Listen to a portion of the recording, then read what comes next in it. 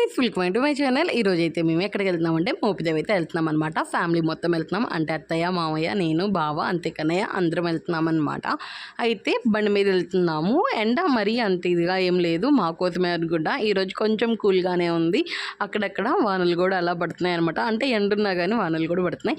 ఇదైతే ఇంకా ఊర్లో నుంచి అయితే వెళ్తున్నాము. మొత్తానికి ఏదో డీజే అయితే జరుగుతుంది అనమాట. అంటే కడుతున్నారు ఈవినింగ్ టైంకి అనుకుంటా, ఇప్పుడే స్టార్ట్ చేస్తున్నారు. ఇంక ఇట్లా మేమైతే వెళ్ళిపోయాం. నైట్ అయితే ఇక్కడ లాస్ట్ వీడియో పెట్టాను కదా, పర్లో తిరణాల అని. ఆ తిరణాలకి 3 రోజులు అయితే డీజే పెడతారనమాట. అంటే బండ్లు కడతారు, దానికోసం అనుకుంటా ఈ ప్రిపరేషన్స్ అయితే జరుగుతున్నాయి.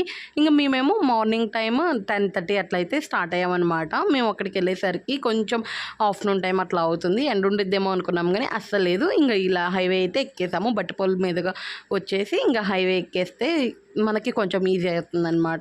అది మటుకు ఏం లేవు, ఇవన్నీ ఈ మధ్య కొత్తగా వేసారనమాట. హైవే అయ్యి ఒక 2-3 ఇయర్స్ అయినట్టుంది ఇలా వేసి. అలా వెళ్తుంటే చాలా బాగుందన్నమాట. చాలా రోజుల తర్వాత ఇలా కొంచెం లాంగ్ డ్రైవ్ అయితే వెళ్ళాము మేము. ఇంక ఇట్లా వెళ్తూ ఉండగా కొంచెం క్లైమేట్ కూడా కూల్గా ఉందన్నమాట. అందుకే హ్యాపీగా సస్టైన్ అవ్వగలిగాము.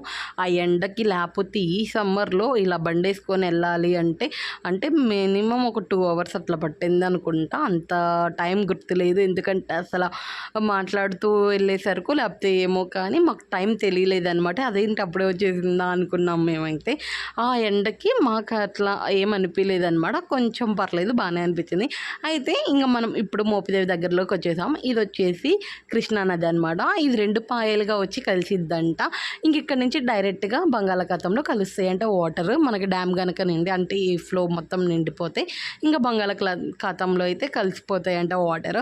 ఇది కొత్తగా కట్టారు, చంద్రబాబు నాయుడు గారు కట్టించారనమాట. ఇదైతే అంతకు ముందు లేదంటే పడవలు వేసుకొని వెళ్ళేవాళ్ళంట. మోపిదేవి వెళ్ళాలంటే ఈ నది గుండగా పడవలో వెళ్ళేవాళ్ళంట. మా డాడీ చెప్పారు. మా డాడీ వాళ్ళ టైంలో అట్లా వెళ్ళేవాళ్ళంట.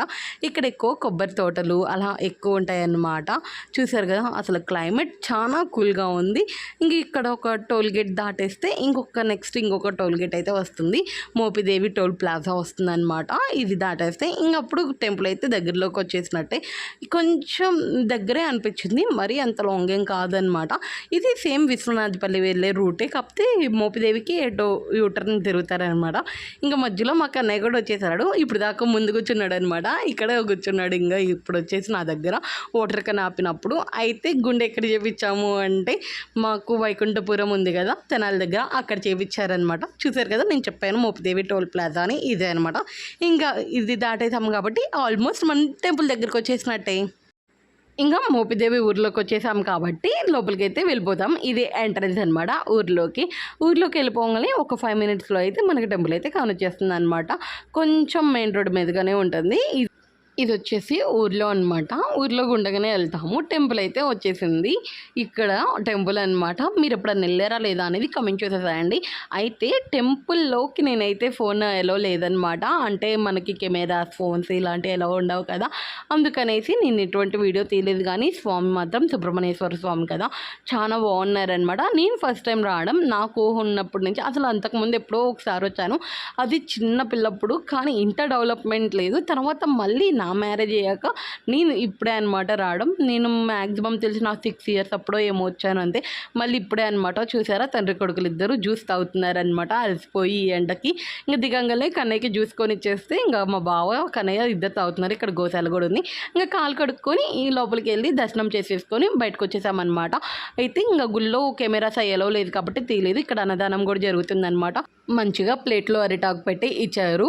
సాంబార్ ఇంకా మజ్జిగ తర్వాత అయితే అనమాట. ఇప్పుడేమో పప్పు, పచ్చడి, అంతే ఆలు కర్రీ, రైస్ అనమాట. రైస్ మనకు కావాల్సినంత పెడతారు, నో అబ్జెక్షన్ అనమాట. తిరుపతిలో తిన్న ఫుడ్ లాగైతే ఉంది.